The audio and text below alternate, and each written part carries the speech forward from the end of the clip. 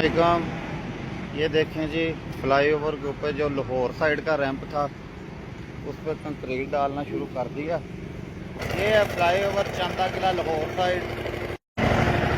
ये सरिया डाला गया इसके अंदर जी।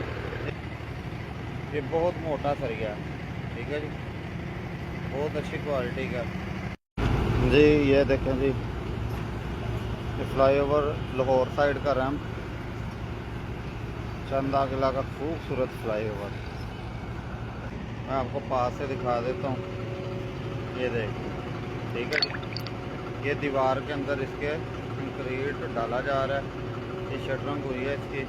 इसके बाद इन्होंने ये सीधा किया, आधा आधा हिस्सा करके इन्होंने रैंप के ऊपर कंक्रीट डालना शुरू कर दिया। ये शहर गुजरांवाला से आते हुए सड़क है, बहुत ही ख़राब हालत है इसकी, बहुत ज़्यादा ख़राब। ये लाहौर की तरफ जा रहे हैं, इधर से लाहौर की तरफ से आ रहे हैं।